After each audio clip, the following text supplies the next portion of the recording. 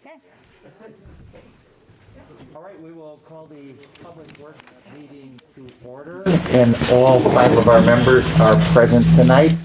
And tonight is a discussion-only item about the new fee structure that's being implemented at the Public Works Department for dropping off items at the yard or the Morgan Avenue location. I'll turn it over to Public Works Director Dave Webkin.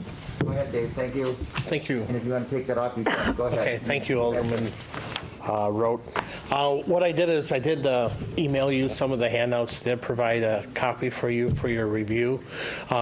There was some questions regarding how the fees were established for the various services that we provide while collecting refuse and other materials at the owner's curbside, as well as permitted for residential individuals to come down to the municipal yard drop-off site or other drop-off site that we have at the Morgan Avenue.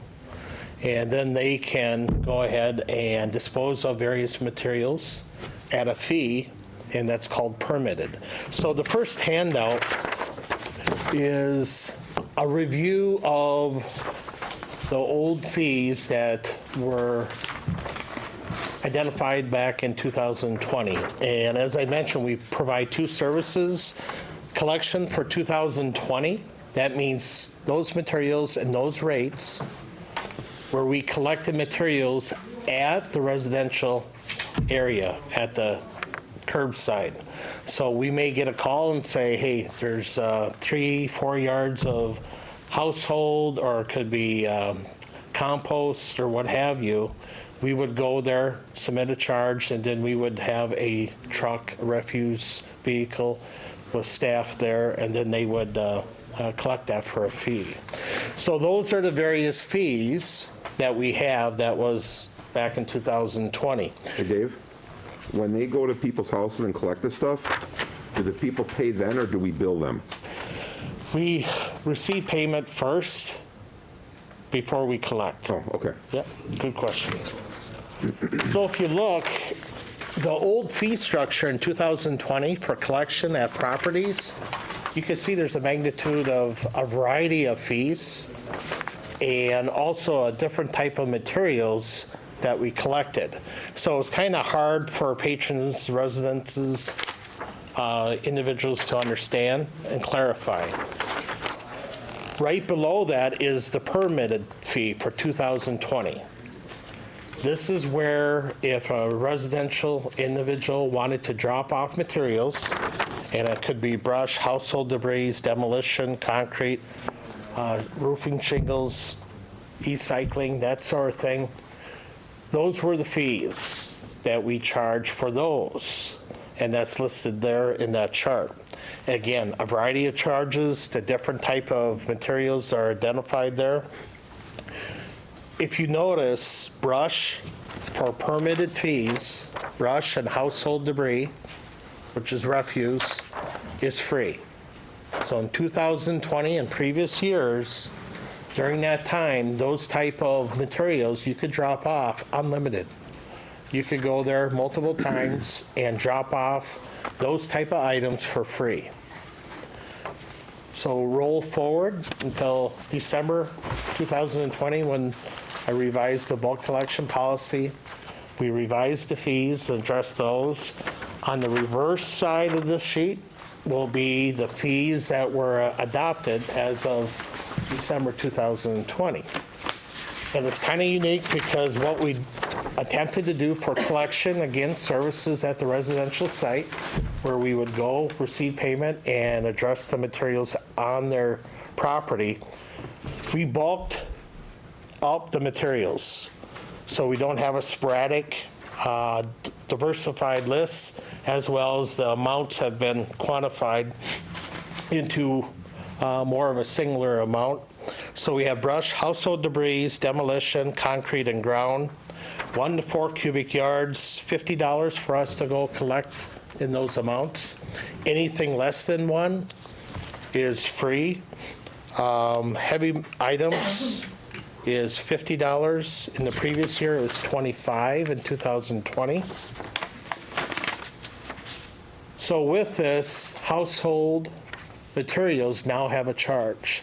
So if you have a resident, they want to go to the municipal yard drop-off site, now they are going to be subject to a fee for those prices. Dave? And those are listed below. Go ahead. What is approximately a yard if somebody's bringing in their car? So a yard is 3 feet by 3 feet by 3 feet. Okay. A question came up about a pickup truck. You know, depending on the size, the style of a pickup truck, if you have a pretty large load, it could be 3 to 4 cubic yards Okay. of a pickup truck, bound up. So below the 2020 collection fees, you have the permitted fees, and they're listed there as well. The big change is for household debris as well as for brush, we now collect a fee. It's no longer free. Anything less than 1 cubic yard is still free. They can still bring that in to the municipal yard drop-off site. Anything over that now is subject to that fee. Any questions? Mr. Chair, Go ahead, Alderman Grisham. please. thank you. Dave, thank you so much for coming back and explaining this to us. When we met in December to discuss this adjusted fee scale, one of the things we discussed was bringing it back after we got a little bit more feedback from the community. And that was one of the reasons I wanted to discuss this. The feedback that I'm getting is there's quite a bit of dismay with going to the dump now or the municipal yard and having to pay for household debris or the brush. The other charges I think make sense. But I'll give you an example. I got a call that the gentleman had a chair and 2 bags of clothes, for example. Well, the 2 bags of clothes was $15, and then it was going to be, he said, well, you know what, I'll just go and put it next to my garbage, because technically that week it would be picked up. So what we're doing is we're going to either see more garbage on the streets, or people are going to circumvent it anyhow and then get upset on top of it. So I would like to see, I guess, the opinion of all, if we would revisit that and at least open that up to include maybe some household items. My understanding would be that our biggest issue, if I'm correct and share this, is contractors bringing a lot of garbage to be dumped. And we're trying to mitigate that. You can correct me if I'm wrong. Correct. That's one concern is when it's unlimited, you have frequent users of that service on a daily basis that are, routine customers there. It's also for offsetting some of the cost involved for processing the various materials that's listed there. So the individuals that elect to use those services at the municipal yard is offsetting or helping pay for those services for the labor, equipment, and processing fee when we have to take it from location A to location B for those type of materials. And you are correct, we do take up to 4 cubic yards of household debris, plus what is in their normal refuse containers. So that is per ordinance. Mr. Chair, if I may again? Yeah, go ahead, please. Okay, and with that being said, if that makes sense to everyone here, that if we're taking 4 cubic yards curbside, wouldn't we maybe reevaluate and say, okay, if you're willing to bring it in, bonus for us, bonus for them, because they're not, they're taking care of the garbage. I just got a call, Alderwoman Keene and I did today, that, somebody left a television in the street. That's a whole different ballgame, because we have to recycle those. But when we have constituents that say, hey, I had 2 bags of old clothes that I wanted to get rid of, and I drove to the dump to dump that, I don't think we should really be charging $15 for that. I think that really should be a service that's included based on our taxes. I wouldn't disagree with our constituents on that. So like you're saying 1 to 4, is that what you're saying? I would compromise and say I think 3 would be reasonable, and I'm sorry I didn't ask for permission to speak, but, Oh, go ahead. I think we're just thank you. gonna discuss it. But Dave, on that, I wanted, to know, like, what would a truck bed of brush be, for example? And, because when I'm doing gardening and whatnot, I can, do curbside in spring, but if I was pruning a bush, for example, Yeah. what would I be looking at? Could I just dump that versus like an entire truck bed of something? Where, you're not chopping down the tree and bringing it in without being charged. But you could do that in sections, and I think that's what people would be doing. It's like, okay, I'm not going to get rid of it all at once, I'll just take a little by little. Correct. And a lot of that depends on, I've seen vehicles or trailers, they'll have it not cut up or anything like that. Obviously, the more it's cut up into it, and you can, Like the more compressed and right. condensed it. yeah, you can have more within there, but I guess I just reiterate, the thought process was to offset some of the processing for the labor, that we do have one full-time attendant there. That is pretty much their main responsibility of taking in monies and then moving equipment and materials as needed. With that, but as a reminder, we do offer 1 cubic yard or less. That is free. But you are right, the brush is now being charged for, 2 yards, 3 yards, and up to 8 cubic yards at the most, so, as well as household. Mr. Chair, Go ahead, Alderman Ranky. this definitely has generated a number of calls. People are not happy. Obviously, any time that they have to pay for something, and they've had it good for 7 years, you might say, and all of a sudden now we have decided to charge for a number of these services.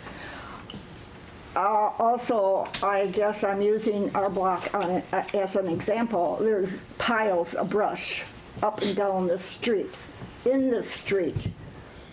This is what is being created. I think that people are refusing to take it to the dump, you might say, and they're just allowing it to accumulate in the street, and they're piling on pile.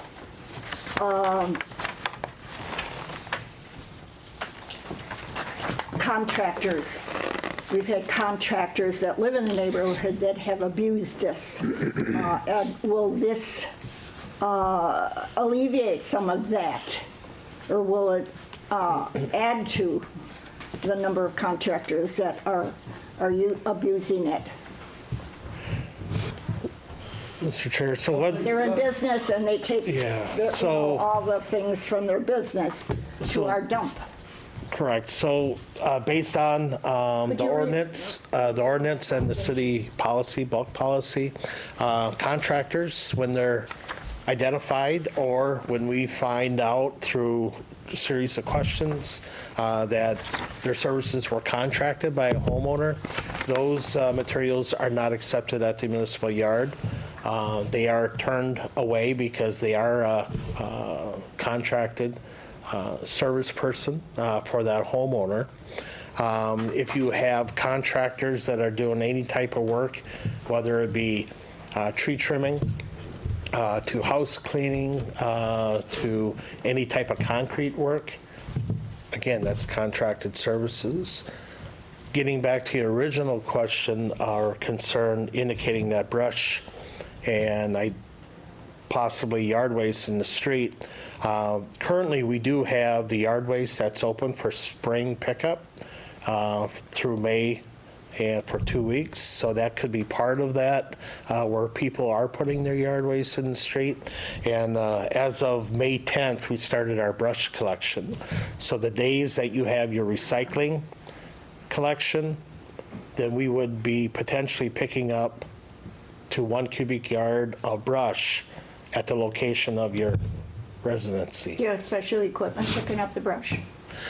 We have a refuse truck and 1 truck driver or crew member, yep, I see. to do that. If it's larger than 1 cubic yard, we assess a charge, and we allow that homeowner 3 days 7 calendar days to see if they want us to collect it. If not, if it's still there, then we collect it and we bill them.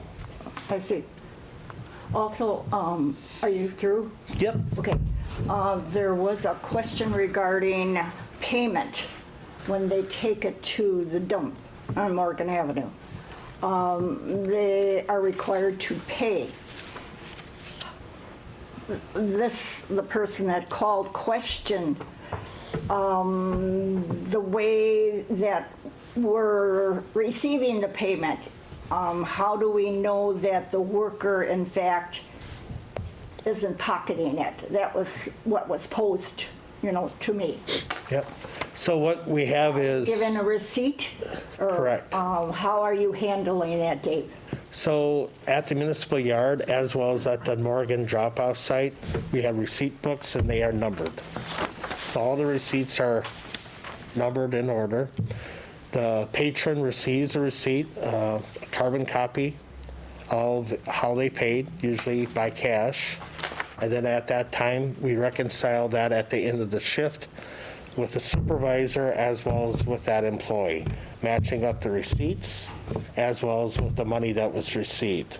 And obviously, if you had a receipt that was missed, that would open up questions, as far as validity and verification of the payments. So there is a record being, Correct, yep. okay. Mr. Chair? Can I go to Alderman Vitale first? He's been Sure, absolutely. waving like he's landing I'm sorry. aircraft on a circuit. You go right ahead.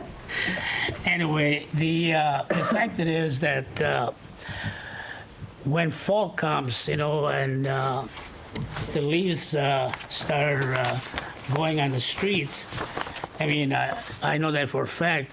People, many of them, they do a major cleanup in their yards, whether they have bushes they trim, whatever they do, that makes everything down the curb with the leaves, So how can it be controlled that day? I mean, I understand that some of the fees are fine, but just, when fall comes and people, the residents, they start to clean up their yards, I mean, they're gonna cut some bushes and they just cut them, and they put them by the curb, and then it gets all piled up with the leaves. What's going to happen then, So what we try to do is separate it, and sometimes it's hard, it's not practical that we can eliminate or isolate the brush onto the yard waste. Just not efficient. We collect it and we put it out to Morgan dump. Those branches have a large diameter of 4 inches or more separated manually in those instances. Yeah, so that's one thing that I wonder if people then, they're going to wait, until fall comes, and they're going to start dumping everything on the street, I mean, I don't know if it's going to happen, but that's one of the, something that I'm kind of concerned about it, I mean, at this point, people, I mean, that's normal. If they know they're going to pay for something, which is fine, I mean, I think some fees should be for collections, But in the fall, I'd be concerned that a lot of people, they'll be putting a lot of their yard waste on the curbs, because they figure it gets piled up with the leaves, But So that's then- part of your normal collection, though, in the fall, For brush, when they're pushing. Yeah, Yeah. that's part of their normal thing. so brush is collected until October 8th for brush. 1 cubic yard, that's branches, that sort of thing.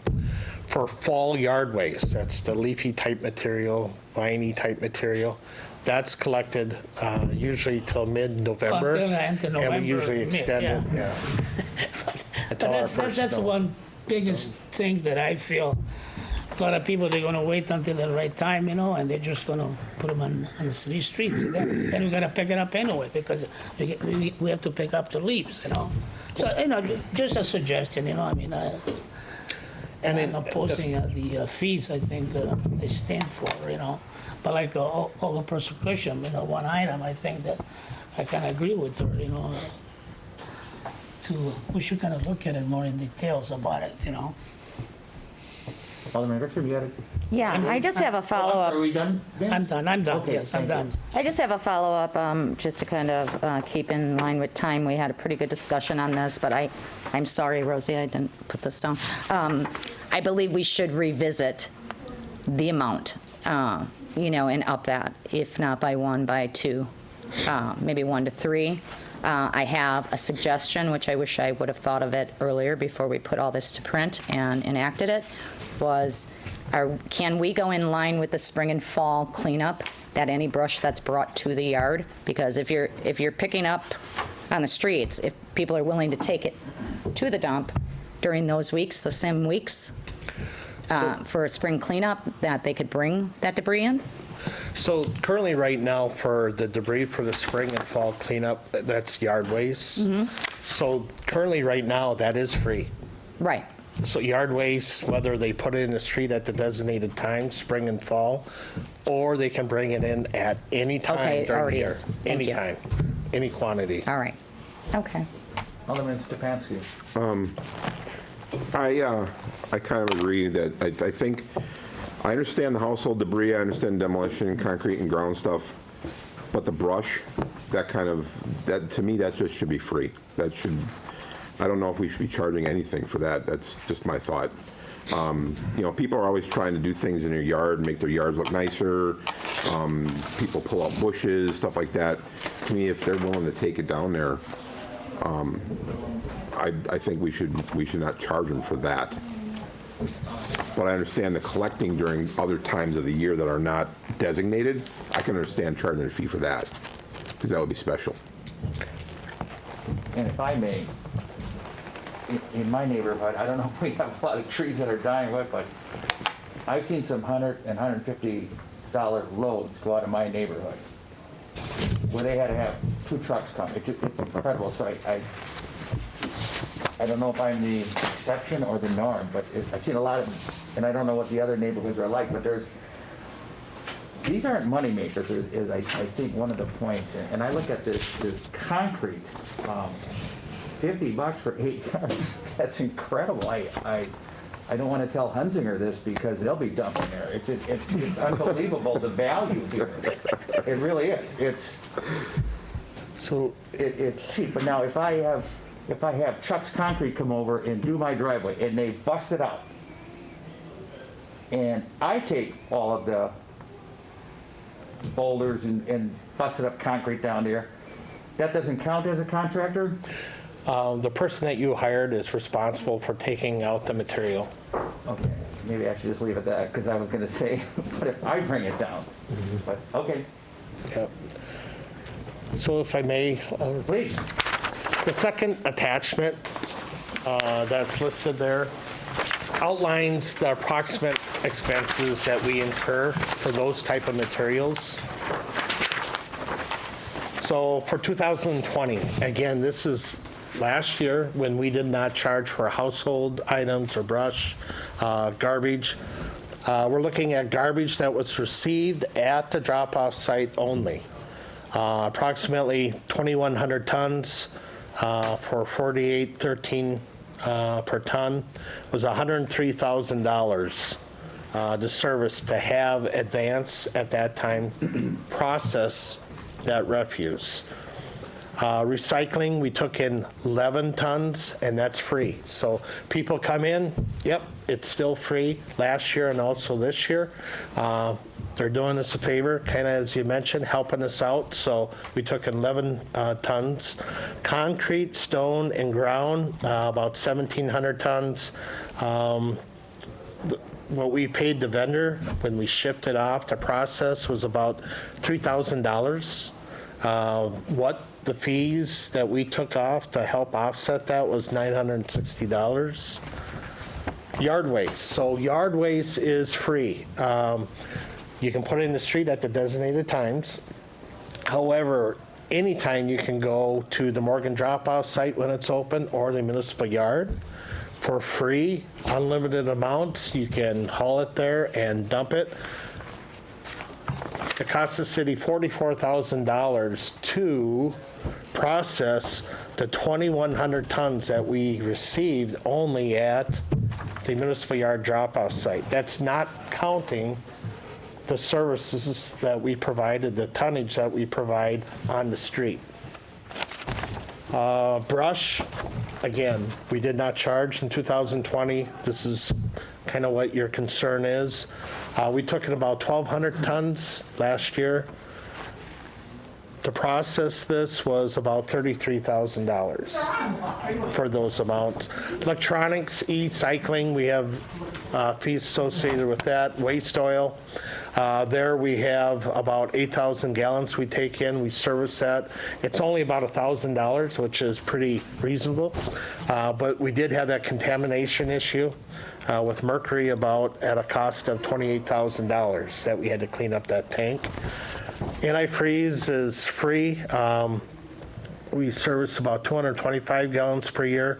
And then we have our tires at about $4,800 that we're being charged. And we take in about $2,000 to offset the charges. So I just want to kind of give you a little bit of a ballpark figure on those. And then lastly, kind of running out of time here, is I always hear, well, what are the other communities doing? So we did survey some of the other communities. You'll see on the front page there is the drop-off pricing for surrounding communities. Drop-off meaning they have a municipal yards, a drop-off site. We listed the communities as well as the type of materials on the header, as well as the prices or what they charge for, or if they do not provide that service, which you will see are not applicable.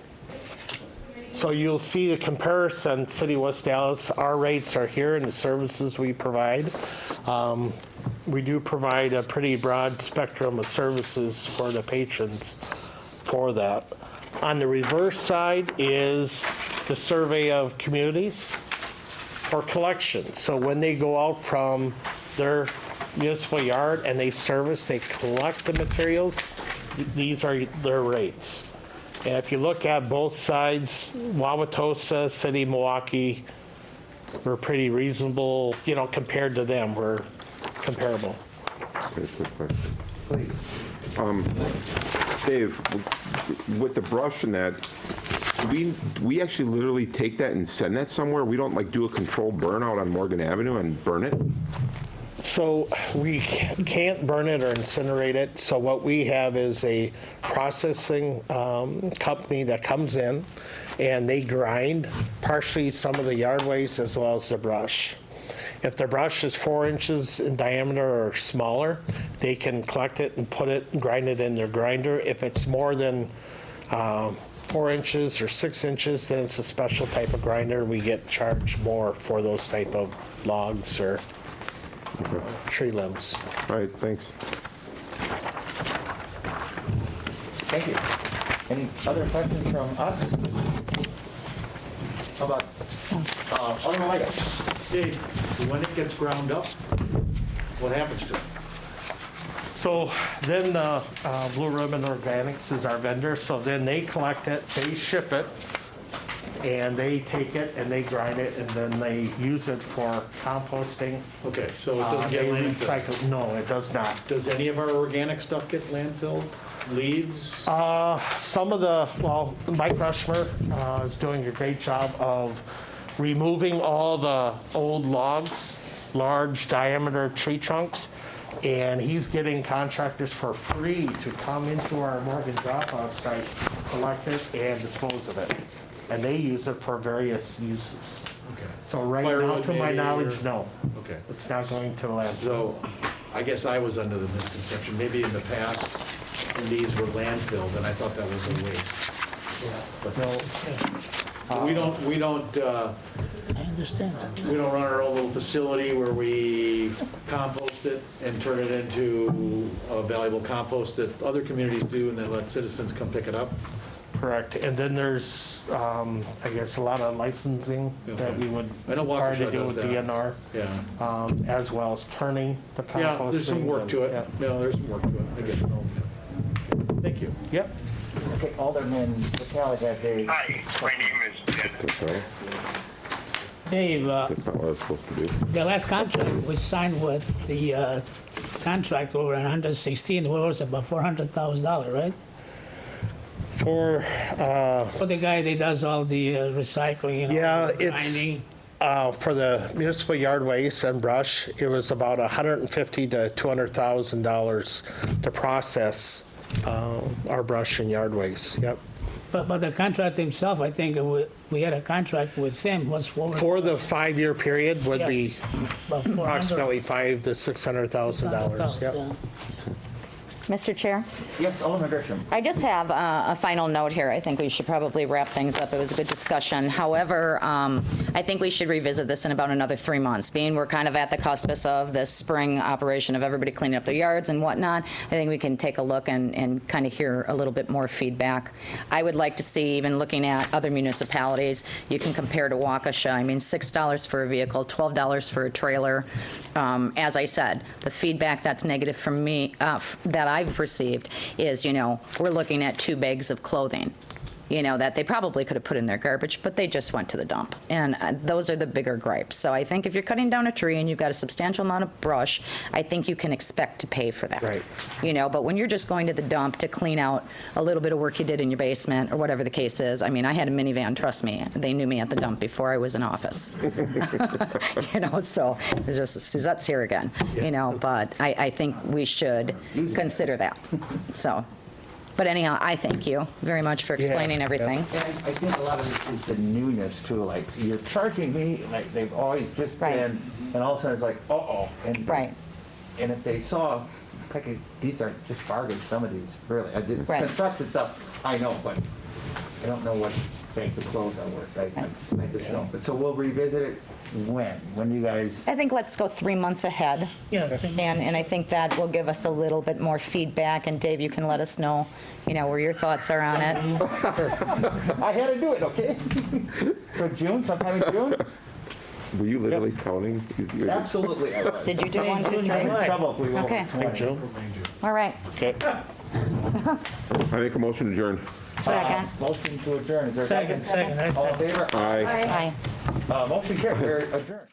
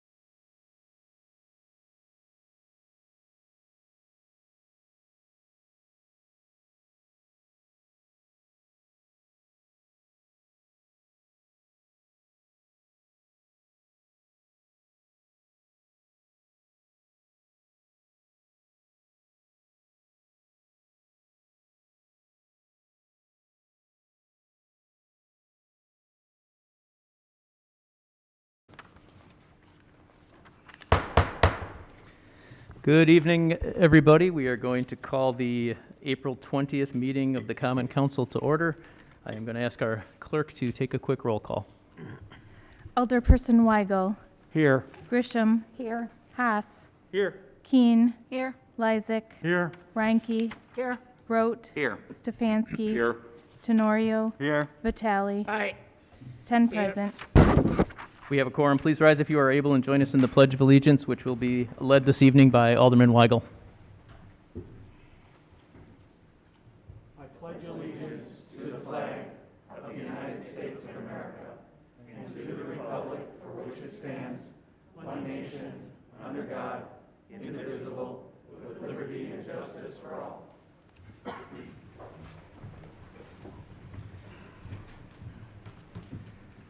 Thank you.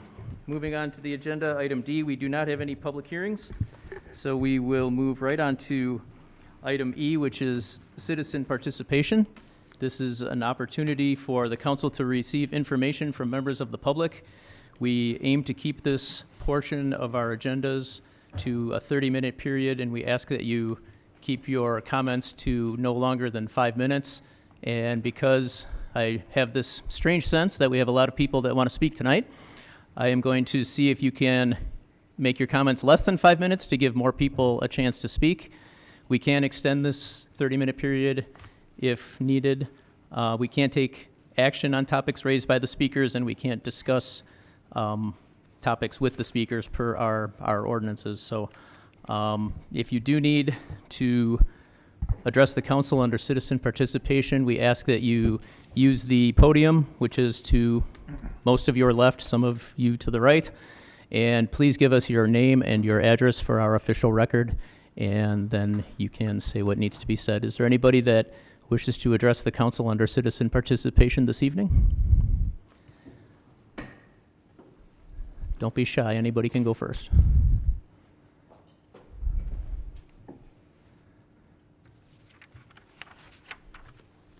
Good evening, everyone. My name is Felicia Martin. I reside at 4629 West Scranton Place. I'm here to speak on R2021-0236.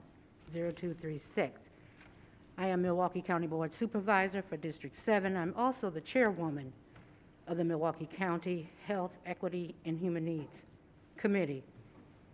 Hence why I am here. I have a responsibility to every citizen in Milwaukee County. I am here to support this resolution before you all, because throughout our history, Asian Americans and Pacific Islanders have been the target of xenophobic immigration policies, labor exploitation, hate crimes, and systemic racism across the United States and here in Wisconsin. I could not believe what I heard and witnessed last week at your meeting when Angelito was presenting this resolution. Supervisor Martin? It broke my heart. Supervisor Martin? I want you all to please. If you want to take your mask down so we can hear you better, feel free if you're comfortable. Thanks. Okay. Are Sorry. we going to wipe this down after I leave? Because I've had both my shots, but we're in the midst of a pandemic, and I want to be responsible. Understood. And we know that we are at a time in our history, in our nation history. I understand when you all say, let us do a resolution that covers all hate crimes. We're not in a country right now where that would be agreeable to me, because we know throughout our history there have been targeted individuals, there have been targeted groups. So we need to be specific when we are making resolutions and saying that we stand with our Asian brothers and sisters and that we will not tolerate hate of any kind. True, but right now, at this point in our history, we need to stand firm and say clearly, we respect and we love and we stand with our brothers and sisters who are under attack right now. All racism and hatred is unacceptable, but in this specific case, I want to hear specific language coming from this board, because I also not only stand as a Milwaukee County Board of Supervisors, I am the first vice chair of the Democratic Party of Wisconsin and a DNC member, and I will bring the full weight of those offices with me when we look at you and see how you have targeted these folks. Oh yeah, and I sent a letter to you all, and some of you did a very good job and were very respectful and kind in your response. But to tell me to stay in my lane and stay in my district when I have a responsibility to all of Milwaukee County, I'm here to put you on notice too. I know who you are, and I don't take kindly being told to stay in my lane. I'm an American citizen. My people's blood built this land. It flows in the earth here, and I will not tolerate anyone telling me to stay in my district. I have nothing to do with West Allis. And I, again, will stand before you and say, I urge you to approve this resolution unanimously. I don't come to threaten anyone, but it breaks my heart when I hear what I heard last week, and I was gobsmacked. I couldn't believe that you would be so insensitive at a time in our nation's history when we need to stand firm. And if you truly believe that West Allis does not have any problems, we know that all attacks are not reported to the cops for specific reasons, in particular for people who look like me and other people of color. It doesn't go well for us. So we don't report to your police officers. So please take that as a warning as well. Never tell someone to contact a police officer and they're a person of color. And next time, do your background check when you respond to me. Thank you, Supervisor. Folks, before our next speaker, I'm just going to ask that we don't really allow applauding and cheering. If you want to do the hands, that's fine, but just because it can disrupt our process, and we really want to keep this moving because there are a lot of speakers. Appreciate it. Thank you. Sir? Thank you. My name is Moshe Katz, and while I live in Fox Point and work in Whitefish Bay, I'm the proud owner of 10253 West Cleveland Avenue here in West Allis. I'm currently the board chair of the Milwaukee Jewish Federation, a board member of several other local nonprofits and foundations. I'm also a business owner of Petite Properties, a real estate investment company, and Yellowwood, an outdoor gear shop. I've been married for 30 years to a wonderful woman, and I have 2 amazing children. I'm a good man and proud of the work that I do both professionally as a lay leader. I'm honored to stand before you today to simply say to you, I'm ashamed of what you've done. You were given a chance to join a growing community in this country that has decided to say enough is enough, and to join together in a rally cry of not on my watch. You, the city leaders of West Allis, had an opportunity to make a statement about the fact that violence and shameless and baseless hatred of Asian Americans and Island Pacificers will not be tolerated in your city, and you chose a banal argument that, quote, all people are equal. I believe that an opportunity arose during this challenging year of COVID. We were all given the chance to look around and see issues that are facing us and decide to make a difference. Some of us agreed that agitating, aggravating, advocating, and educating would become part of our lives. I believe that we have a chance to look at our neighbors, our fellow citizens, our families, and say yes to a better, kinder, gentler, and more compassionate future. We can stand together and say no to anti-Semitism, racism, xenophobia, and so much more. As a dad, my wife and I realized early on that our children will need to be treated fairly, not equally. One child's need may outweigh the other at one point, as opposed to another at another time. If one child, God forbid, was diagnosed with diabetes, it wouldn't give both of them insulin. If one child needed more after-school help with math, they'd get what they would need and not set aside money for a bank for them to be paid back later. In life, I've learned to apply that same sound decision-making process for a host of businesses and personal matters. I don't replace the roof on all of my buildings just because one leaks. And I don't replace my wife because she's aging the same way a car might. Yet you, the city leaders, decided that all people should be treated equally. You decided that no one group deserves your attention when they are being isolated, hated, and hurt. As I told you, I own a property here in West Allis. I promise you that if a building were, God forbid, on fire a few blocks away, I wouldn't expect you to pour water on my building because all buildings are equal. The Asian American and Island Pacifics are being attacked in our country.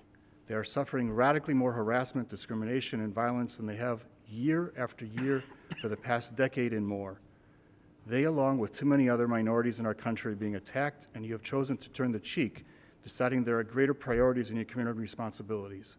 Simply put, there is not one greater priority that you have in front of you than taking care of the need and safety of your citizens. Shame on you. I am not an Asian American nor an Island Pacific American, and I stand here with you today to share these words of advice. I stand here today hoping that when they come for me, you'll stand there for me. Imagine the power we have and the possibility we have to individually change our community. I recommend you start with right here in West Allis with Resolution 2021-0236. Thank you.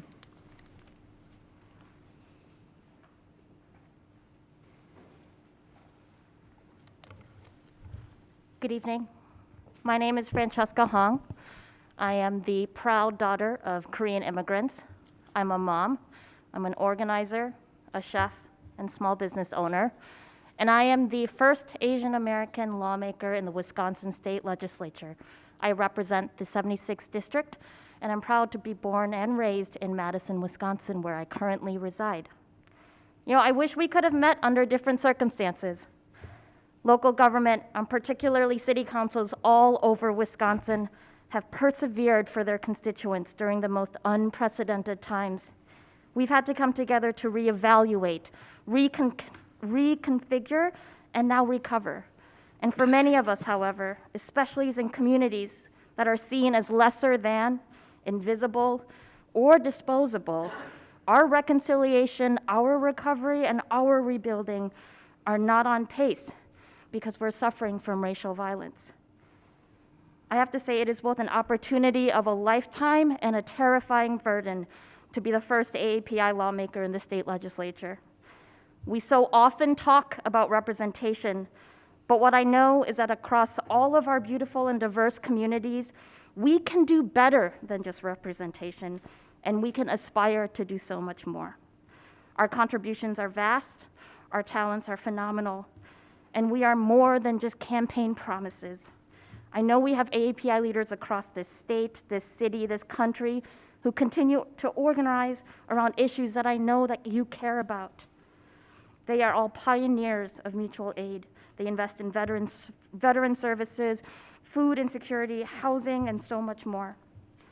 So let's continue to organize their power and love ourselves and love each other so people who look like me can live free from stereotypes, from microaggressions, narratives, and model minority myths that continue to limit our potential, and the blatant racism that induces generational trauma.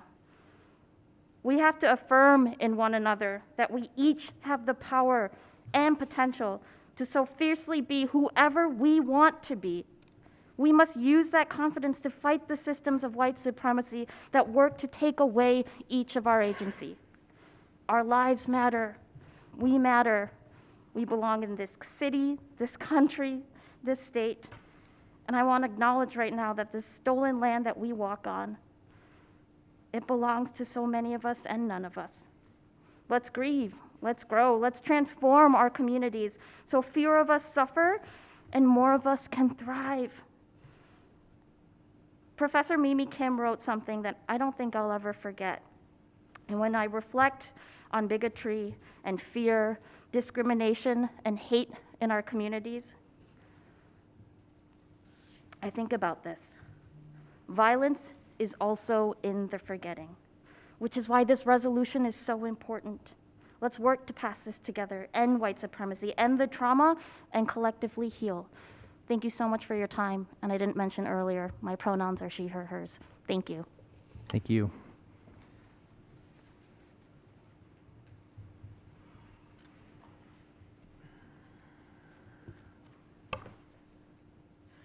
Barb Sheen here, 1324 North 74th Street, Wauwatosa.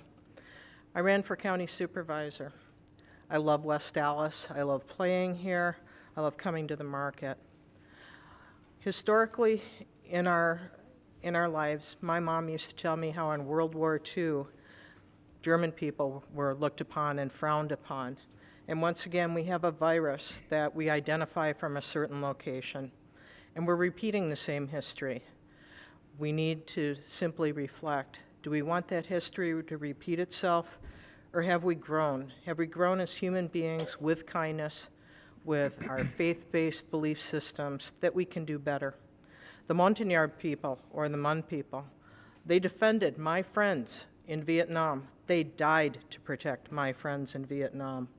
I think it's appropriate that if they're being bullied, or people from China, that we take a moment to stand up and defend them with kindness.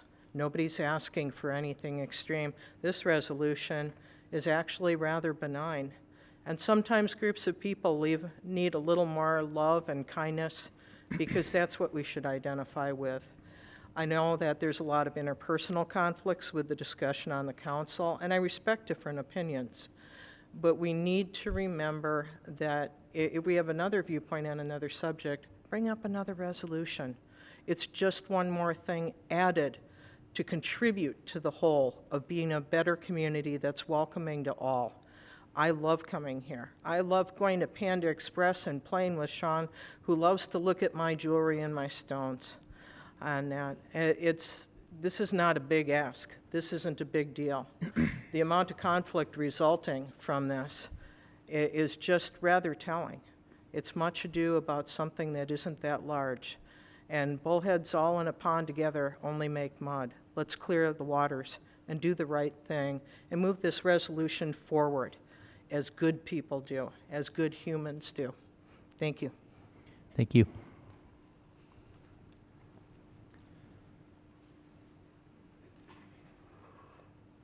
Hi, my name is Alexa Alfaro. I reside at 9175 South Patricia Boulevard in Oak Creek, Wisconsin, 53154. I am here to talk about Resolution 2021-0236. I am an Asian. That's the most obvious thing about me. I am also half white. I am an AAPI business owner. I own a food truck and a restaurant, Meat on the Street. We've been around for 7 years, promoting Filipino culture through cuisine. I am also standing before you tired. I am tired. I am tired of asking that you see me and you see an equal. I am tired of asking to not be lumped as other, especially when you have no idea of what other looks like. When people ask me where I'm from, I say Wisconsin. That answer is never good enough. I'm like, okay, well, I was born in Alaska, but I'm from Wisconsin. Like, that is where I'm from. The answer they're looking for is, you don't look like me, you can't be from here. What is your nationality? That right there others me. That is why that we ask that we get our own resolution and you don't lump us as all together, because there are people that do not see me as an equal. They do not see blacks as an equal. They do not see Hispanics as an equal. I am asking that when I bring my business to West Allis, as it's often asked to do for various food truck events, and we love coming to the city of West Allis, that I get the same rights and protections as other food truck owners who are not of AAPI, heritage, ethnicity, nationality. This is not a hard ask. This is not an uncommon ask right now, and it doesn't do anything to affect you. All I ask is that you see me and you see an equal, and therefore you give me the equal rights that we deserve in the city of West Allis. Thank you.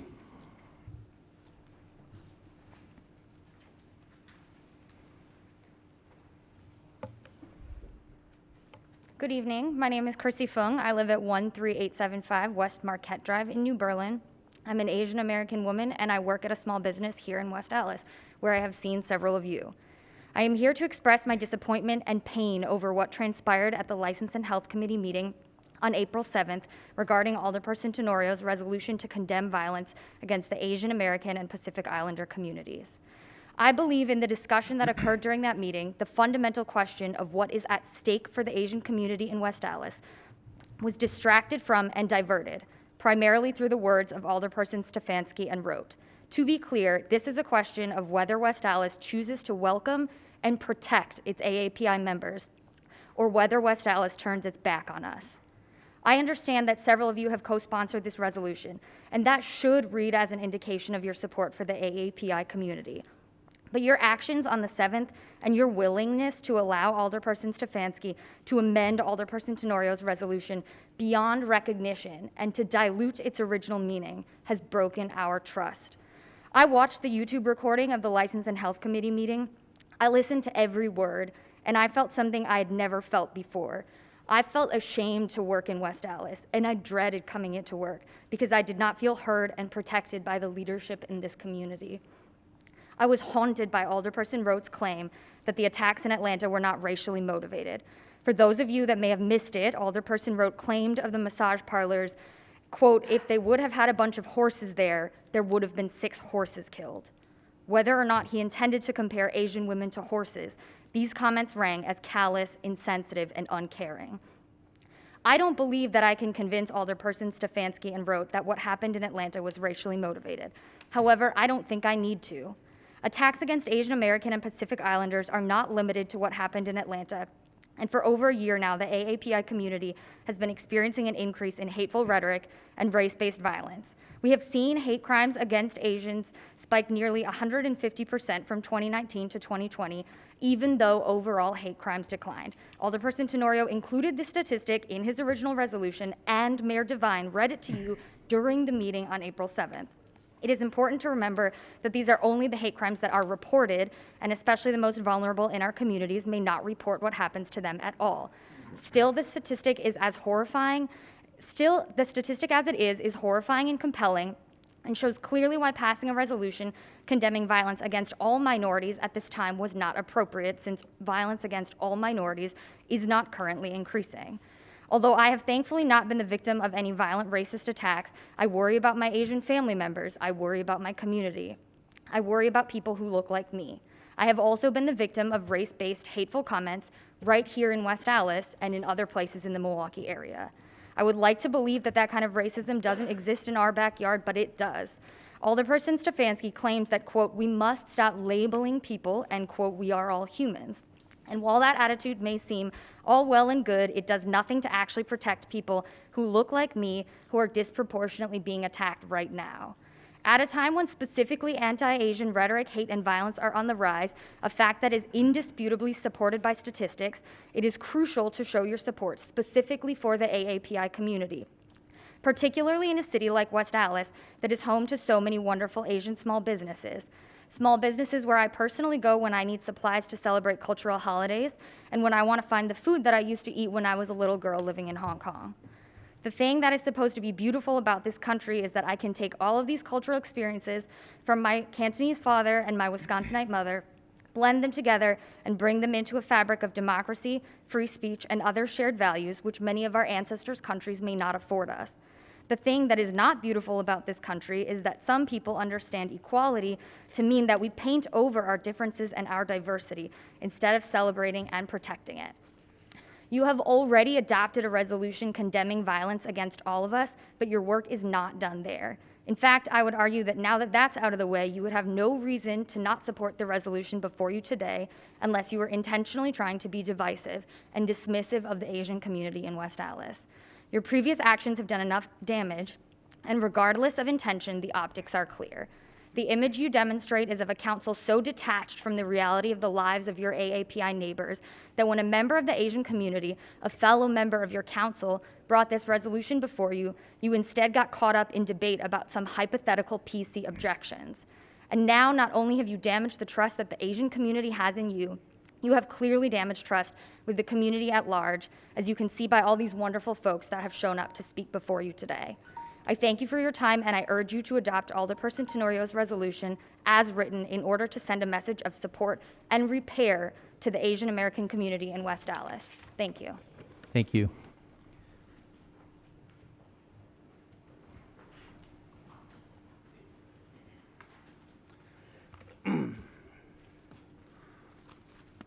Hi. My name is Jim Nickel. I live at 813 South 87th Street, and I'm going to take Councilman's advice and talk about something totally different. I lived in my house for about 30 years, give or take, and illegal overnight parking has always been a problem here, for whatever reason. It clogs the streets. It often prevents me from parking in front of my own house. It prevents DPW from cleaning the streets effectively, leaf pickup, and of course, snow removal. This past snowfall was a prime example of how that problem is a citywide problem. A number of years ago, there was a renter living directly across the street from me. who would always park his beater Mustang in front of my house. He never parked on his side, ever. I call West Allis PD just about every other night to have the car ticketed when it was illegally parked. He never got a ticket for 2 years. I finally got fed up with that, and I contacted then Chief Pushnik about it, told him the whole story in more detail, and he was really interested in what I had to say. He then asked me what the guy's name was across the street, and I said, Thad Blattner. And Pushnik paused, and he said, Blattner, huh? We've got a dispatcher by that name. I'll let you figure out why Thad Blattner never got a ticket. Yeah, so anyway, after that phone call with Pushnik, the problem stopped. Nepotism? Yeah, I think so. Anyway, that's background. The reason I'm speaking here is I wanted to publicly thank my two alderwomen, Grisham and Keene, for recognizing that overnight parking is a problem in this city, and it proliferates to cause other problems. And I brought this problem up to countless number of bigwigs in the city, directors, other aldermen, including Mike May and Gary Barzak. Nobody wanted to do anything about it, despite my constant complaints. And that kind of blew me away, because if you look at any city budget, the city nets close to $1 million every year in parking tickets alone. It's $1 million. Anyway, Keene and Grisham saw the problem and they met it head on for a change. Rather than just talk about it, they actually did something, and they're proposing changes that will make life better for everybody, particularly those on the East End who have a better chance of being impacted by this illegal parking and suffering for it. They've made great strides in attempting to make real changes for West Allis residents that will have real effect on the quality of life, and I think they deserve credit for doing what alders should do, and that's solve local problems. So thank you, ladies. Thank you. Sign later. Excuse me. Good evening, Mayor Devine and members of the Common Council. My name is Michael May, 837 South 113th Street. I came here tonight to express my dismay at the occurrences of the last council meeting, and specifically the Public Works / Advisory Committee meeting. I actually jumped on the meeting to watch what was going on with the mask debate and some of the discussion on that, and I hung around and was woefully shocked, because I think what happened at that meeting does not represent this city, and to be honest with you, I don't think it represents most of the members of this council very well. I think the Mayor Devine did a fine job explaining exactly how callous the actions of Alderman Stefanski were. Alderman Stefanski, Alderperson Tenario told you straight to your face how tone-deaf, callous, and hurtful your actions were. Your whitewashed rhetoric was ignorant and shows indifference at best and smacks of racism at worst.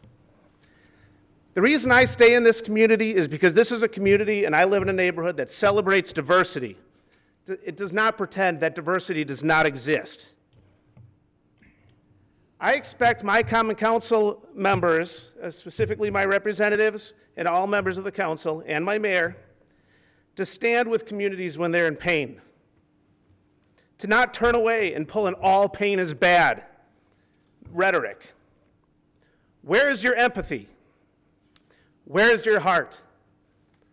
Alderperson Tenario, I think you are owed an apology by Alderperson Stefanski for his actions that evening.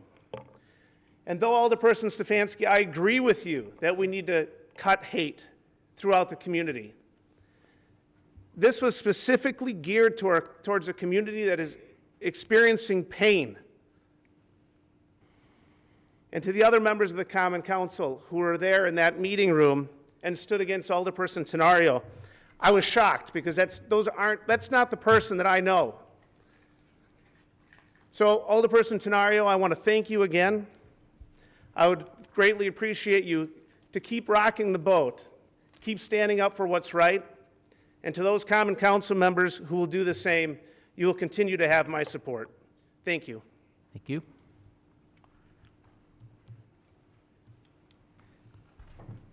Just so everybody's aware, we're past our 30-minute timeline, and unless there's an objection from the council, I'm willing to let people keep going.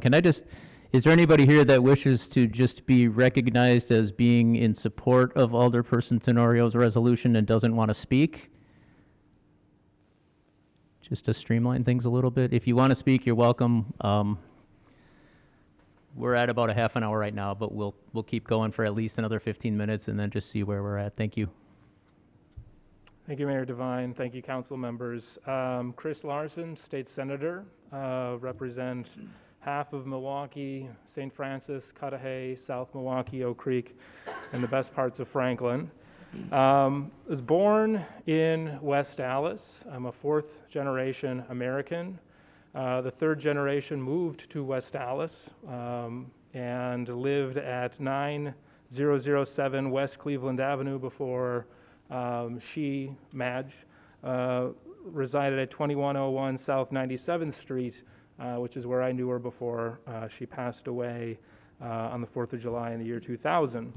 So I have connection to our great community here in West Allis. I have staff that works in West Allis, and I recognize, representing a specific constituency of 172,581 people, that if sometimes people come out of that area, it's the easiest thing to look past them and think, well, that's not the person I represent. But I'd ask you to look and recognize the irony of doing that and looking past this resolution, which I would hope you would pass today unamended. It's common sense to stand up for your neighbors and to look into your neighbors' eyes as your neighbors, regardless of where they live, regardless of how they look, and regardless of how they speak. We have to meet the need where it is as public servants. The American experience is as varied as the people who make it up. The foundation of our strength is in celebrating that diversity. In early 2017, I was proud to stand against anti-Muslim hate, although I am not a Muslim.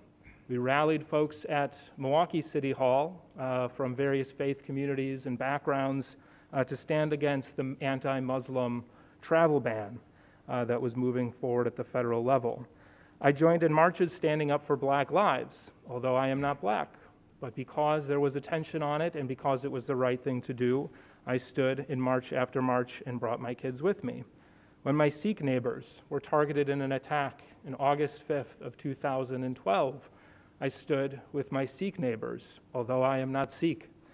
It was the right thing to do, and it was a time where that community needed healing, and continue to stand with them in the years since. And when hate crimes against immigrants are happening, I stand with my immigrant neighbors, even though I'm not an immigrant.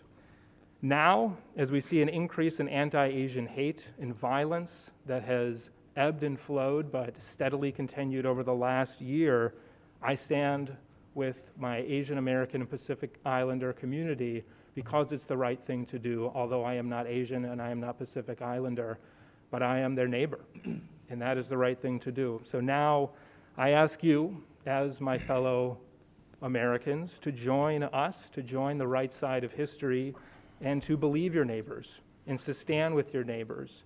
I find the benefit, having served in both partisan and nonpartisan roles, one of the benefits of having been in nonpartisan role was there's less attention without the label after your name. And sometimes when you're wrong, it's okay to take a step back, nod your head, and move along with the right side of history.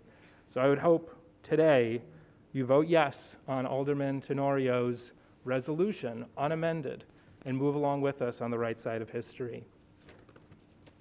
Thank you.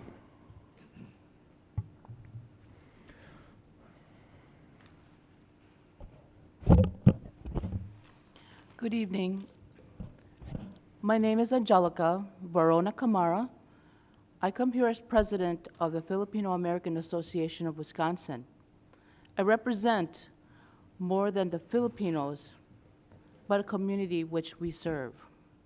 I'm here to represent a community thought of as invisible. People are here to support and help those who do not understand the value of a statement. These are just words. I bring this to my board and trustees, to which I am helping in Brown Deer, to write a statement also against anti-Asian hate crimes. In addition to all who have gone before me, the incident here, which will be recorded in our own history, and what the APPIs have gone through. So I'm here to ask you, what are the possibilities of you having to approve and have a statement to be against anti-Asian hate? What do you create, or what do you want to create for yourselves, for the future of your own family and the community? What is the transformation do you want to achieve with yourself, the people around you, and those who you see as leaders? These are words that is a cause in the matter of creating peace in the lives now and in the future. You have the power to harness, to go towards peace, empathy, and love. Thank you. Thank you. I could take my mask off, right? Okay. I got my shots. Good evening, council members. My name is Nicholas Truog. Thank you for allowing me to make public comment. I am a third generation West Stallion. My grandparents moved here, raised my mom here, and I myself lived here and went to school here along with my little sister. Full transparency, I was classmates and teammates with some of your kids and family members here. Go Bulldogs. But as an alumni of West Allis Central, who is a part of this community, I want to express my support and encouragement for this council to support the resolution to condemn hate and violence towards Asian American and Pacific Islanders. Racism has had a long, disgusting history in this country and nation, and it has happened here in West Allis. As a black male, I have witnessed discrimination growing up here and attending our public schools. Racism, xenophobia, bigotry exists here, and it's not new. But the thing is, our community has continuously worked to make this place more diverse, inclusive, and stop that from occurring. And whether it was elected leaders, our teachers, my classmates, or just whether it was on the football, wrestling, or track team, or wherever, we cared about each other and we didn't want people to feel that way. So when I saw the news last week that Alderman Tenario's original proposal was not passed with consent, I was upset because it did not reflect those West Allis values, what our teachers taught us, what some of y'all have, like on this council, have taught us. And it was just not right. And it was wrong, and it was tone deaf. And I understand everyone makes mistakes, but we have to communicate that Asian Americans have faced racism, xenophobia in this country, and it's gotten worse the past year. Violence against everyone, yes, should always be condemned, of course, but in this moment, Asian American and Pacific Islander communities need specific action and support. Over the past year, Asian Americans have increasingly been harassed, assaulted, scapegoated for the COVID-19 crisis. Hate crimes against Asian Americans have increased by nearly 150% in major U.S. cities in 2020. Even as hate crimes did drop, hate towards their communities have continued, and it's not right, and it's not who we are. No one in this country should live in fear because of how they look or who they are, and regardless of our identity or position in life, we have a responsibility to speak out against this violence and ensure communities are safe for everyone. Adopting this resolution will be a clear statement and act to prove that we are here to support the API community and condemn violence, hate, and discrimination, but it's only the first step and there's a lot of work to be done. And I hope you all can unanimously pass this resolution and not have to have this conversation again and can move on to do other and better things to make this community more inclusive. Thank you. Thank you very much.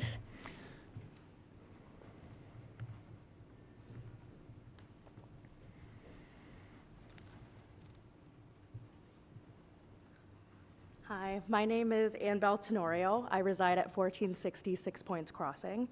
I've lived in West Allis since I can remember. And as a person of color, especially an Asian woman, I should feel safe and supported in my community. I shouldn't feel unsafe just because of the way I look and just because of what my race is. I was extremely disheartened and honestly just very disappointed watching the last council meeting when my brother, Alderman Tenorio, wanted to pass a resolution condemning hate crimes. I was honestly just very shocked at the amount of dismissive, aggressive, and insensitive comments that were made towards my brother. As the only person of color, especially the only Asian man on the entire council, when he's trying to ask you to help protect his community, your first option isn't to argue. You should listen. A fellow colleague is trying to explain to you that he's scared and that he wants to protect the people in the community, and you shouldn't argue. The Asian community is hurting, and we're scared. We're worried about if what happened in Atlanta could happen to any one of us. And honestly, to compare the shooting against Asian women to horses, like, I have no words for that. I'm confused as to why that comparison was made. Hate crimes towards Asian Americans have been skyrocketing, and we need to stand up. We need to unify, and we need to stand up against hate crimes against Asian Americans. West Allis alderpersons, I'm asking you all to reconsider your thoughts on the resolution. The API community is worth protecting. I'm worth protecting. As government officials that have been elected by the people for the best interest of the people, I ask that you guys vote in favor of the resolution to take more steps towards eliminating hate crimes and towards protecting your community. Thank you for your time. Thank you.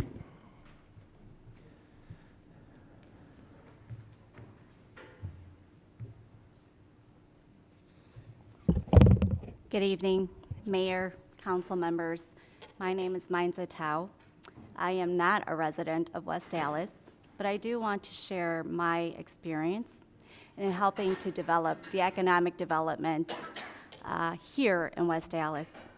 I was the former executive director of the Hmong, Wisconsin Chamber of Commerce, and I worked closely with Patrick Slosh to bring in businesses that were AAPI owned and diverse owned businesses into West Allis. I am an Asian American. I am Hmong American. I think you all know too that West Allis is home to our annual Hmong New Year celebration, in which we bring over 20,000 community members, Hmong and otherwise, to this celebration right here in West Allis. It is beyond sad, it is beyond disappointing that when Alderman Tenorio brought forth his resolution, that there was no support. It was a simple resolution. We've brought businesses into this city when I was in my role at the Hmong Chamber under the belief that West Allis was a welcoming community. It would be a community that would protect all of its residents and its business owners. And then to support our Hmong community during our very huge, the largest New Year celebration in this entire state. Beyond sad, and to have friends and colleagues and allies who are of Asian American descent have to come here tonight to urge you to do what is right in the midst of pain, in the midst of still grieving, in the midst of still having to fight to protect our communities. This shouldn't even be the situation. I am not here to urge you to support the resolution, but I am here to urge you to do what is right, because this is the moment in time in which you, as leaders within West Allis, should be supporting our communities that are being targeted in this moment in time. And yes, I agree. All hate, all violence, all xenophobia, all of that needs to go. But in this moment in time, these very specific communities, including our AAPI communities, all we needed was a simple stance that you all could have taken the first time around. And I hope, as we have friends who continue to live, work, and play here in this city, that we can encourage them to continue to work, live, and play in the city of West Allis. Thank you. Thank you.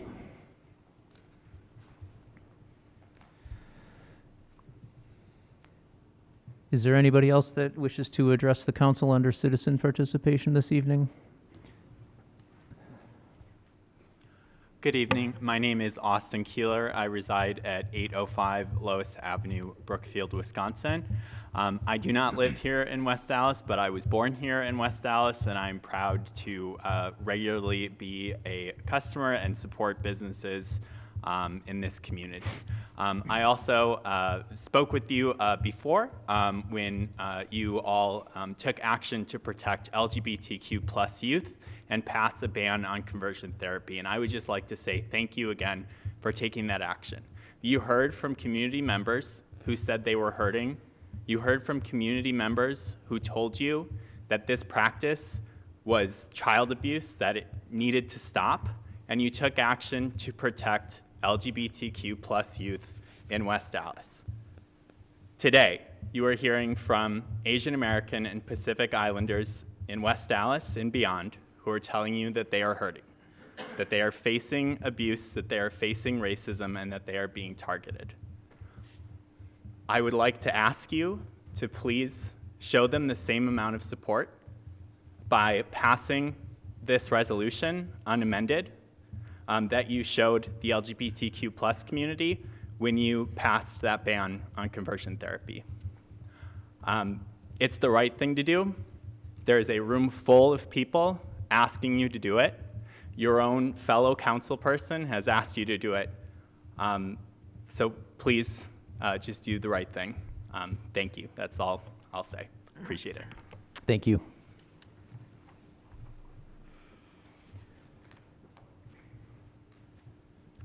Good evening. My name is Ariana Hones, she, her, hers. I live at 2147 South 67th Place here in West Allis.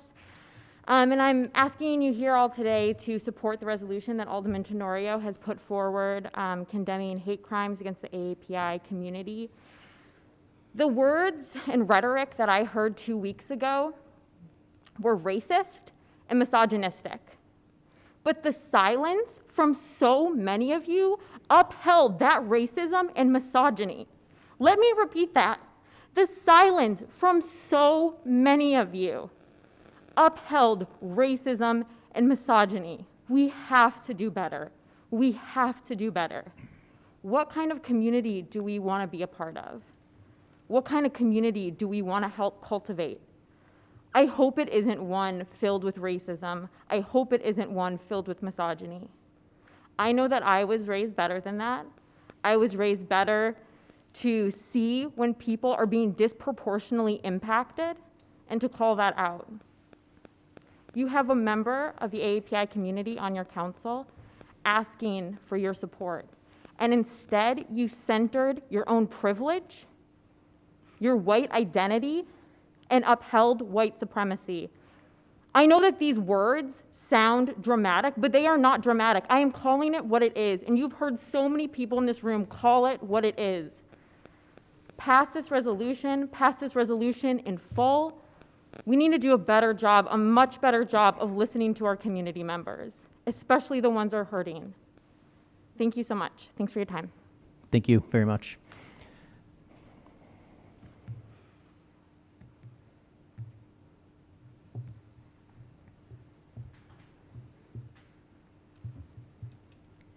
I am Joanne Kretz, 1537 South 79th Street. I'd just like you to hear from a resident of West Allis that I support the resolution. It is important that we let the Asian Americans in our community know that we see what is going on and that we support them as valued members of West Allis. Thank you. Thank you very much. Anybody else? Okay. want to make sure I stop my timer here. So we are going to close up citizen participation. I do just want to take a minute and thank everybody for showing up, for speaking, for being respectful, and sharing your thoughts and your emotions and your voice with us. That's what citizen participation is about. That's why we keep it on our agenda, and we don't always get a lot of participation. So I'm very impressed and very happy that all of you are here tonight to participate with us. So thank you so much. We are going to proceed with our agenda at this point. Moving on to item F on the agendas, our standing committees will be meeting during recess. Those room numbers are listed on the bottom of page 1. Moving on to page 2, the mayor's report. I just have one comment I want to make, and I had talked with Alderwoman Grisham on this. April is Sexual Assault Awareness Month, and it is also the month which we take part and participate in Denim Day, which some of you may be familiar with. We have been hanging blue jeans out on light poles on City Hall. We've been partnering with the City of Milwaukee and their Office of Violence Prevention, and it does create some discussion. It was based on a case in Italy some years ago where a judge found a woman guilty, or I should say found a man not guilty, because the woman he was accused of assaulting and raping was wearing jeans that he deemed were too tight. So we hang jeans outside in our downtown just to kind of keep that discussion going and raise awareness. And we do encourage support to entities like the Sojourner Peace House and some of the programs we have in our own police department. So that's all I have for the mayor's report this evening. Item H, do we have any reports from the alderpersons? Mayor Devine? Alderwoman Keene. As most were aware, we had a District 3 cleanup this past Saturday, and I really wanted to thank everyone, citizens that came out. It was a really great turnout. Thank you to the DPW, Derek, Sarah, Dave for helping get us set up and also picking up the garbage. We had over 15 bags alone around city neighborhoods. We had a Boy Scout troop pack that focused on the Hank Ayrton Trail and collected numerous amount of items. So I just really want to thank everyone for coming out and showing that sense of community to help get us cleaned up. Thank you. Any other alderpersons' reports? Mayor Devine? Alderperson Grisham. I would like to echo what Alderwoman Keene has just said about our community. We partnered on having this community cleanup specifically for District 3 as kind of a piece to bring our neighborhoods together. What we saw was an expansion throughout the city. We had people from East Allis come up. We had kids from all over the place throughout the city. We had a wonderful day doing this together, and it really was refreshing, especially after the year that we've all had, where our emotions are very high, and we've been virtually trapped in our houses. So it was very, very nice just getting together. But I wanted to make note to a particular family that went the extra measure the day after, and this was just an example I wanted to give everybody. It didn't take us just organizing this to get these people motivated, but they went out the very next day. And on 97th and Greenfield, right by the freeway, there was an off-ramp that was just awful. And we kind of lovingly refer to this hill now as Mount Stallis. And they went back out there the very next day with their family, grandma, grandchildren. And I just wanted to read something that they wrote that they tagged me in. And it said, update from yesterday. What do you do when you start a project? You finish it. Great job to my team, Grandma Deb, Gavin, and I. If you don't like something, do something to change it. He hated how filthy the off-ramp looked, so they did something about it.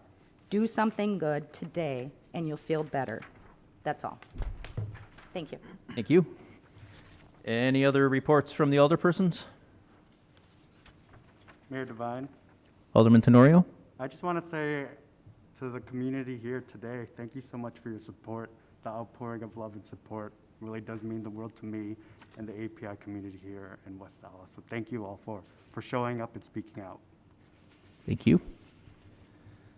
Any other reports? Mayor Devine. Alderman Lysick. I move for approval of the minutes of April 7th, 2021 and April 12th, 2021 Common Council meetings. Second. There's a motion with a second by Alderperson Grisham. Are there any changes or amendments to the minutes? If not, all in favor, please say aye. Aye. Opposed? Minutes are approved.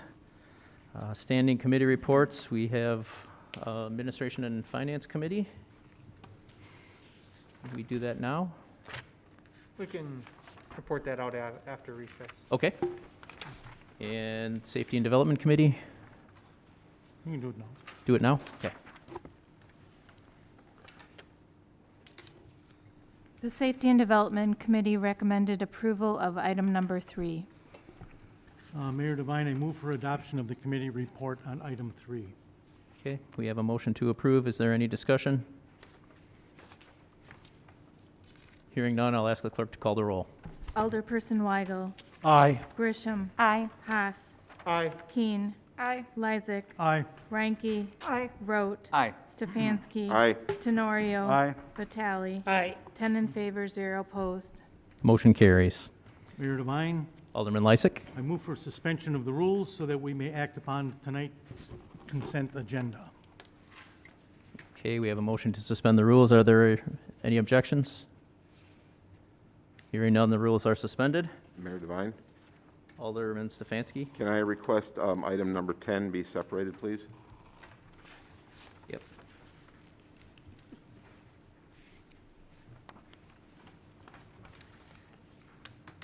Any other items for separate action?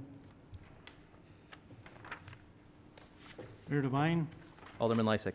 I move for approval of the consent agenda with the exception of item number 10. Second. We have a motion with a second by Alderwoman Keene.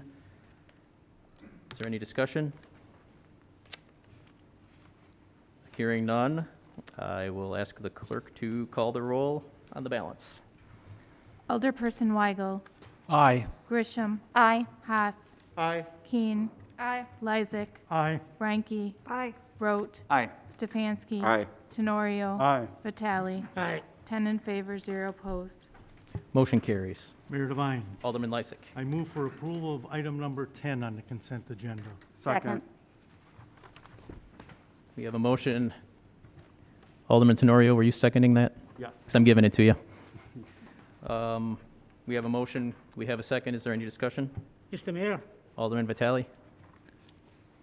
Mr. Mayor, I would like to begin first. I appreciate tonight many people show up to in regard item number 10, the resolution sponsored by Alderperson Tenorio.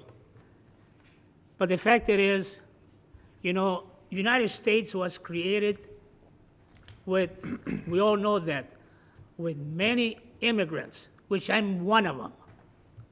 Back in the days,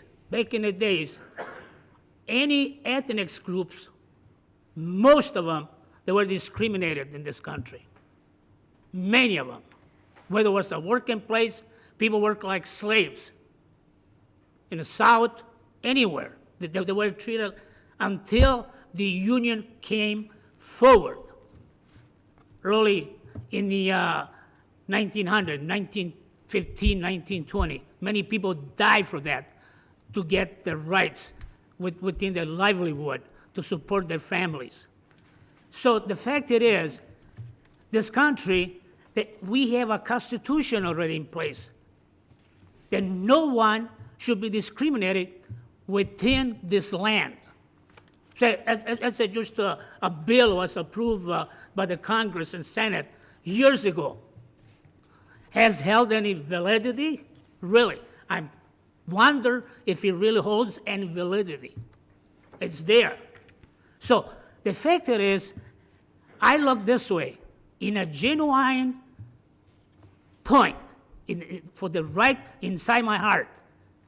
I know that people have been discriminated. I'm an immigrant. I came to this country. But the fact stands, if you approve one resolution only for one group of people, the API, To me, I mean, you're discriminating against everybody else. To me, to have unity in this country and everybody be treated equally, you have to talk about diversified, not causing division. We need unity.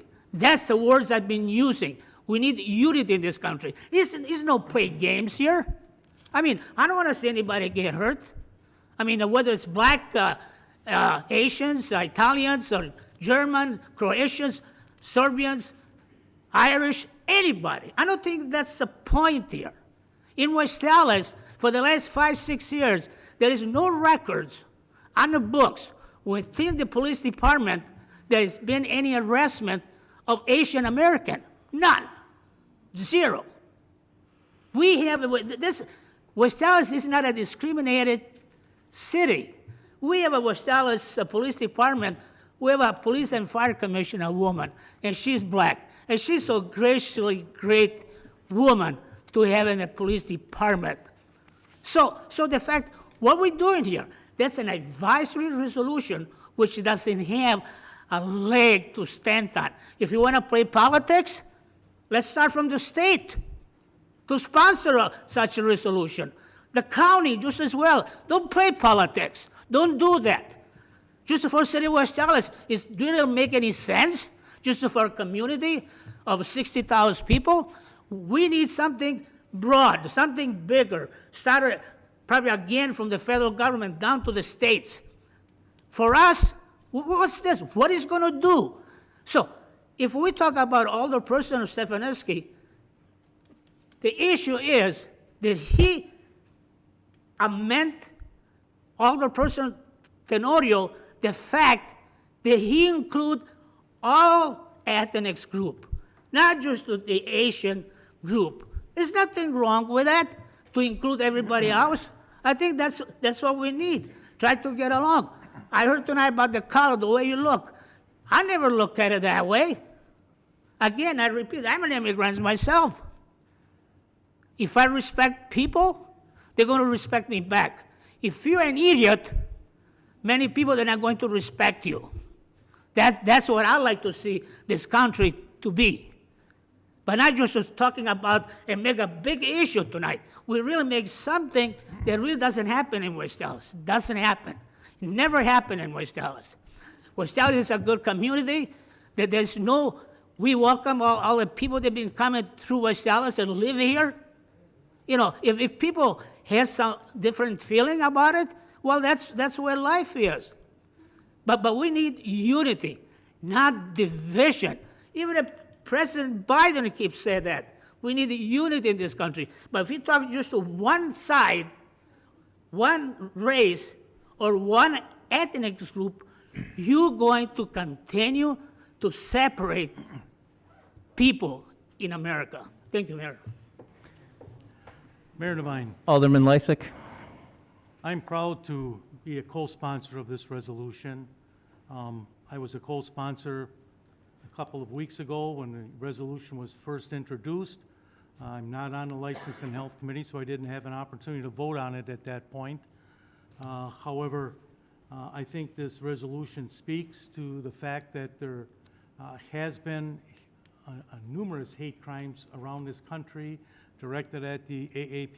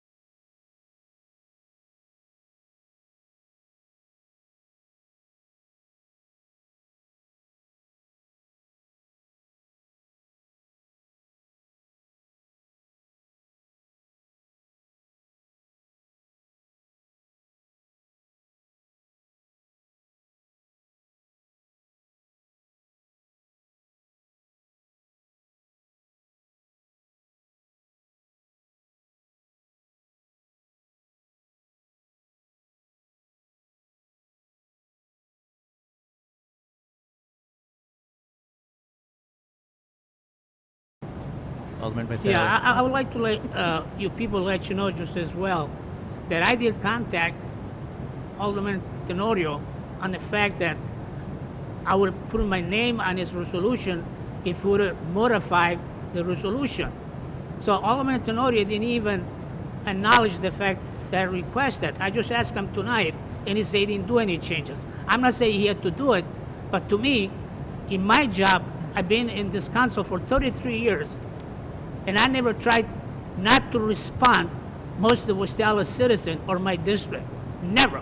So the fact that is, to me, you do whatever I said, and to me that's totally wrong in a democratic system.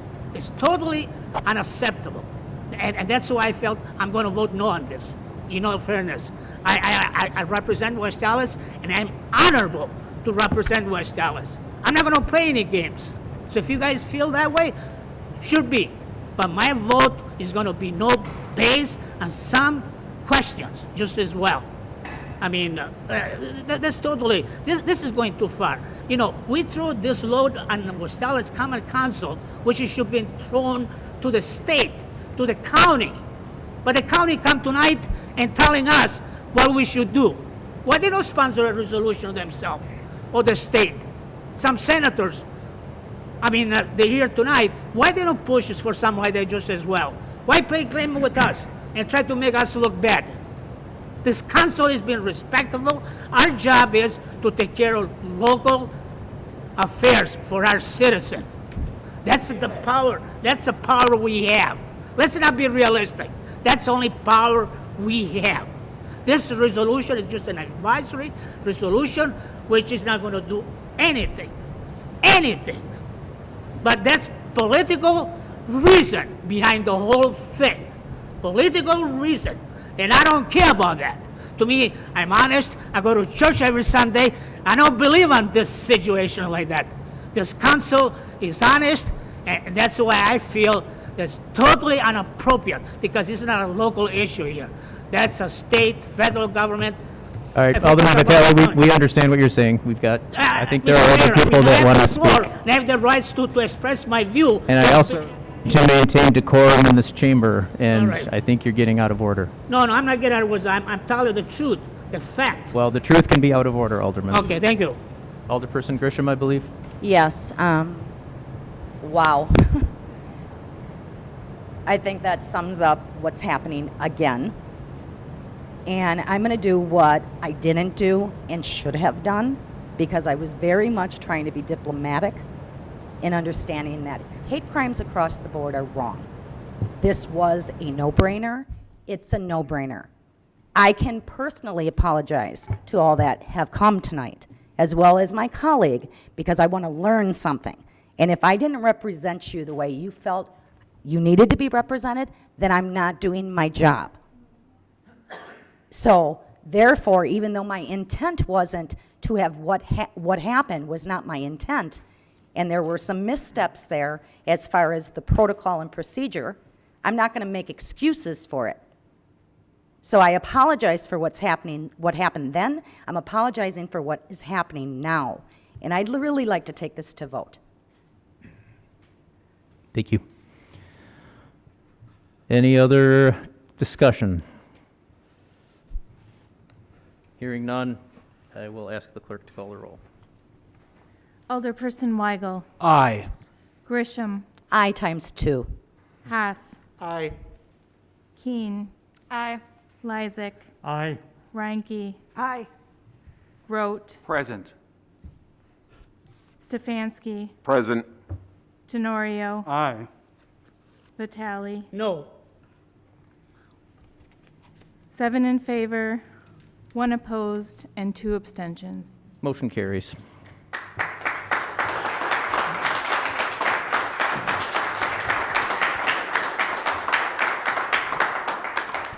Mayor Devine. Alderman Lysick. I move that we stand in recess until conclusion of the committee meetings. Second.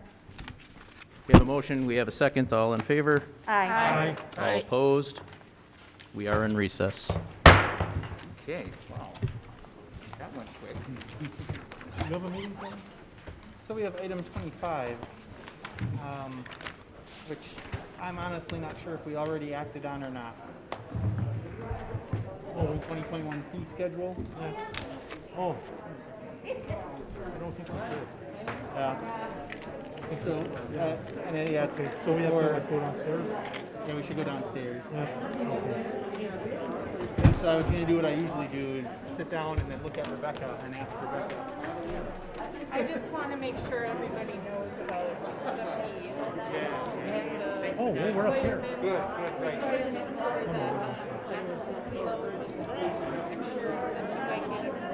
Yeah. So I just wanted Yeah, a lot of to. it's Yeah, we did not have Correct. So that's the only thing that we have to do. Yeah, I don't think Oh, yeah. Yeah, we got a consensus on that.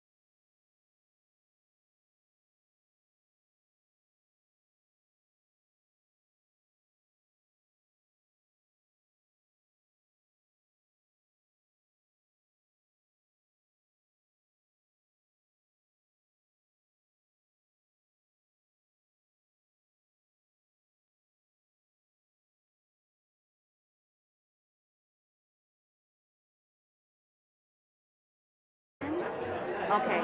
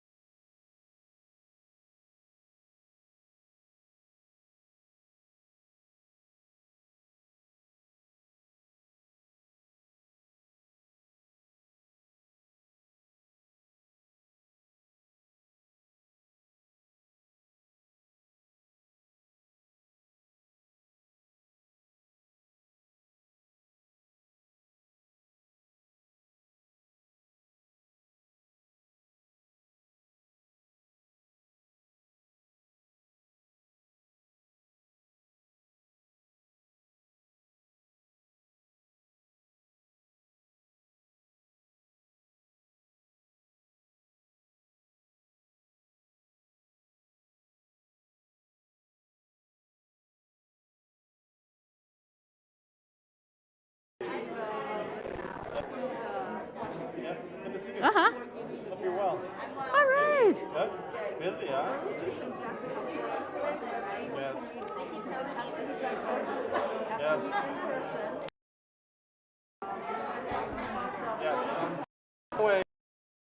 The two places that come to mind is the Black American Holocaust Museum and the Wisconsin Black Historical Society. Mm-hmm. You know, my daughter is working on a museum that's going to be built here for the Bronzeville. Woo, okay. No, I didn't. I haven't heard about this. Okay. I won't say anything to anybody else. Okay, you're going to say. The current foundation. Oh, really? The one in Washington, D.C. Okay. chose this place for the Midwest to build a huge museum of African I love it. I love it. That's between you and I. Yeah, I didn't hear anything. Look, I didn't hear anything. Black. It's the Wisconsin Black. That kind of nature, because I was always to the till and everything like that. Okay, thank you very much. Any other questions from the committee members? Mr. Chair. Yes. Sir, what was your punishment for this conviction? Misdemeanor, probation for 3 years. I'm sorry. Probation for 3 years, misdemeanor. I see. And Yeah. you've been on the straight and narrow Oh, yeah, since. I have been, yes. Thank you. I have records. I mean, I talked to my probation officer. Most places, you're supposed to, check in every month. I've only had to check in once with her. And she probably says because of my nature, she doesn't see me as a threat to society. I probably won't have another check-in for another 6 months with her because of that. She checks on you periodically? I've only had one check-on with her because she sees that I'm not a threat to society. I'm always working. I'm not the criminal type. I don't drink. I don't gamble. I don't do drugs. My wife and I, we don't go out at night. We sit in our backyard. So she looks at it as a no-risk situation. Yes. And that's why the judge and I've only had to meet with the probation officer once throughout the whole time. So it's probation for 3 years. So you'll be on probation until 2023? Yes, it will be, yes. I see. Yep. All right, thank you. Yep. So on the motion of approval or denial? I would make a motion to approve. Second. All in favor of the approval? Aye. Opposed? The ayes have it. And thank you, sir, for taking such patience tonight to wait for us. So best of luck to you in the future. All right, thank you very much, everyone. Have a good night. You too, thank you. I think I'd like to go back now to item 20, number 25, resolution to repeal and recreate. No, that's. No, that's administration and finance. Oh, wait a minute, I'm sorry, you're right. Where are we? No. Okay, we are at 26. Yeah, so Rebecca, you're the expert. Mr. Chair, I just wanted to make sure that the both Administration and Finance Committee and the License and Health Committee were aware of the new fees that are included in the fee schedule. I did send you a communication yesterday just letting you know the public entertainment premises where we combined all of those different license types into one. The standard fee is $500 if you don't have a capacity or an occupancy load, or if your capacity is 500 or above. There are reduced fees for the different levels of capacity, starting at $75 to $350. There are a certain number of licensees, alcohol licensees, that do not currently have an occupancy or capacity load allocated for their business. So likely this will encourage them to get that from the fire department. There is a $25 fee for that, but I just wanted everyone to be aware of that is going to be an impact of this if you choose to adopt that. Okay. And then additionally, the temporary extension of premises that was discussed, I think, 2 License and Yes. Health Committee meetings ago, and then also at the council meeting last Tuesday. There's different fees for that. The standard fee is $250 for the Memorial Day to the Labor Day. If people want to do a 1 or 2 day, or one day event, that's just a $75 fee. If people want to have exceptions to the regulations and things like that, there's additional fees, such as if the sounds are louder than the 200 feet, there's a $150 fee plus a $25 per week fee. So I just wanted to highlight those things for the committee, as some people might be contacting you. in the Mr. next- Chair? Yes, all the person, Bishop. Rosalie, you were actually going to say what I was going to say. Oh, well, So we both you agree can take then. the floor. I would like to personally thank you for all the work you put into this. I know it creates much more efficiency on your end, but it helps us to understand and kind of have our efficiencies too. So Thank you. I thank you Yeah. very much. Well, Rebecca, she done it. You condensed a lot of Sure did. what we had previously. Yep. It's all because I want to have less things to do. Hey, that's okay. It can be self-serving, Rebecca. That's fine. I make a motion to approve. I second. All in favor of the motion? Aye. Opposed? The aye have it. Thank you. And thank you. So we move on to item 27.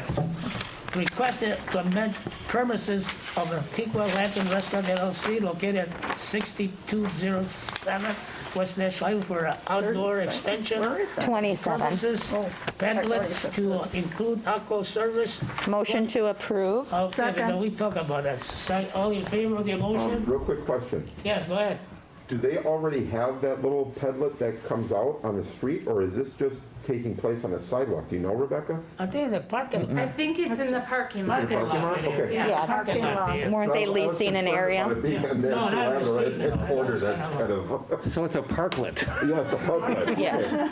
All right, So So motion the and motion second. was second yep. for approval. All in favor? All in favor? Aye. Opposed? The aye have it. Thank you. Then we move forward, item 28, Police Department report regarding tavern and violation call for service for month of March 2021. I think took place on file, I believe. Motion to place on file. Second. All in favors? Aye. Opposed? The aye have it. Then we move on to item 29. We have our Health Commission Director, so he can come forward to project mini grants and on and on. Bob, want to come in? Certainly. Thank you.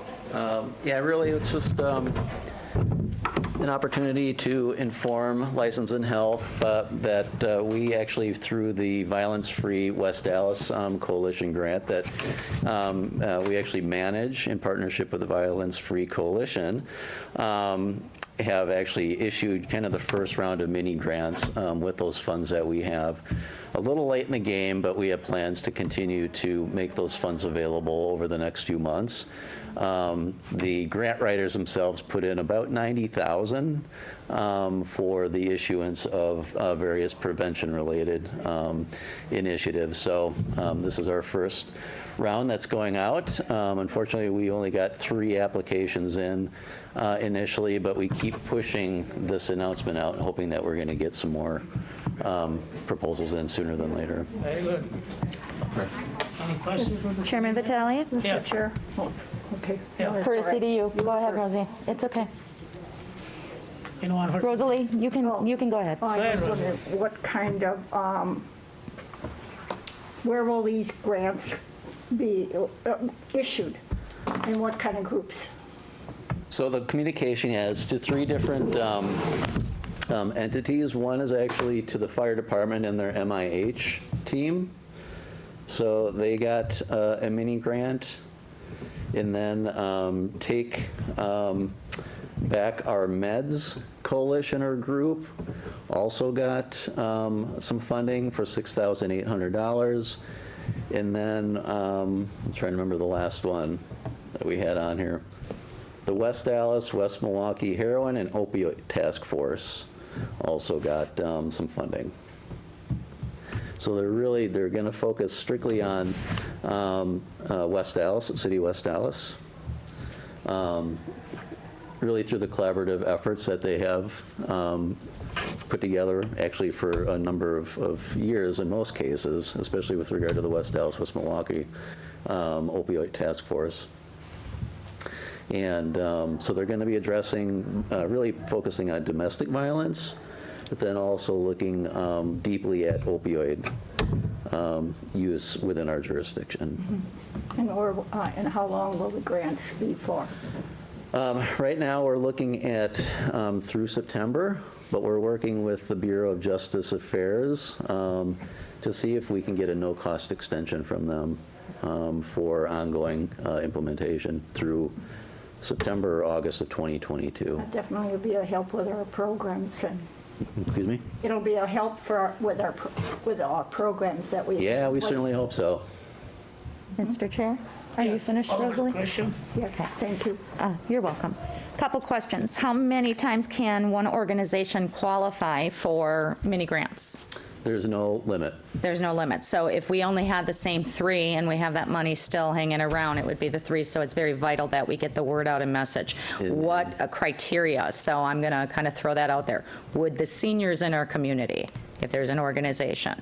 Certainly, yeah. Okay, if- veterans. As long as it's tied to opioid and violence. Okay, so say, for example, seniors who struggle with extended drug use based on back surgeries and things like that, if somebody would have problems like that, but it would have to be working directly with the seniors on that. Correct. I mean, Okay. yeah, I mean, they would have to provide the data and evidence. Okay, so data evidence, veterans associations would, but they'd have to be based in West Allis. So say, for example, our homeless veterans initiative that's based in West Allis, but they have an outreach that goes throughout Milwaukee County. Would they be in the pool of qualification for a mini grant? Sure, they don't necessarily have to be a West Dallas based, Okay. although their implementation, their services have to be provided here. Okay, so reaching out to them probably would be something that would be beneficial. Yeah. And what strategies do we have in place right now for communications to get the word out on this mini grant opportunity? Largely social media, our website, but then also a lot of partner channels. Okay. All right, I think that sums up. And the amount of the grants, does that depend on, is there a max, is there a minimum? How do you figure out how to give out the grants? Right now, yeah, so the larger group, the Violence Free Task Force essentially landed on initially 10,000 as a ceiling for these grants out of the gate. However, if an applicant can demonstrate that they are working with multiple partners, then we would consider larger amounts. Okay. I do have one final follow-up question. I know that the opiate task force is very, very present in the school system as well. Are we coordinating with the school system for programming, anything like that, that can, expand upon those services for them? Yeah. Okay, because that outreach is very, very important. Yep, no, they are deeply embedded in the task force. Okay. Yep. Fantastic. That sums it up for me. Any further questions for? Mr. Chair, another question. Are we coordinating with the police department for instance, the group that, the abuse of women? I forget the name of the Wish group? What is it called? Wish? Yes. Would that group qualify for any mini grant? Yeah, again, as long as it's being tied to domestic violence and or some version of opioid or substance abuse. Mm-hmm. So honestly, I don't recall if we have a representative from WISH on the larger violence-free coalition, but we definitely work with the police department as part of the task force itself. I should think that should be included. There definitely. Yeah, it's not an exclusionary group, but yeah, if they're not on our list, then we can certainly invite them to the table if they're not already there. Appropriate. Yeah. Thank you. Mr. Chair? Yes. I just want to thank you, Bob, for coming and offering that communication to us. Certainly. Thank you. Motion to place on file. Second. Yeah, there's no reason to. I don't think we have to. It's just communication, correct? All right. Thank you, Bob. Motion to adjourn. Second. What a guy. All in favor? Aye. Thank you, Mr. Chair. Oh, Public Works. No, we don't have it. No. No, we did that already. No, we did that earlier. We did that. Consent.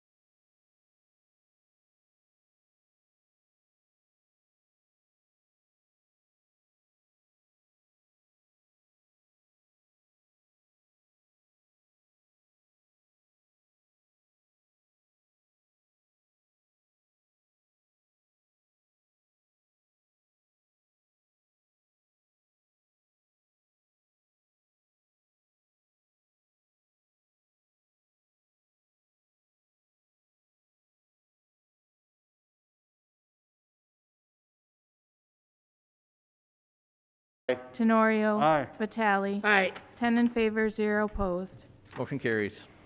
Next up, we have the License and Health Committee. We have a few items. I'll ask the clerk to read those out. The License and Health Committee recommended approval of items 25, 26, and 27, and placing on file of item number 28. Mr. Mayor, I approve the recommendation from the committee member for approval. We have a motion to approve the License and Health Committee report. Is there any discussion? Hearing none. All in favor? Aye. Aye. Any opposed? Report is approved. Mayor Devine, Alderman Lysick. I move that we adjourn until our next regularly scheduled meeting, Tuesday, May 4th at 7 p.m. Second. There's a motion with a second by Alderperson Grisham. All in favor? Aye. Any opposed? We are adjourned.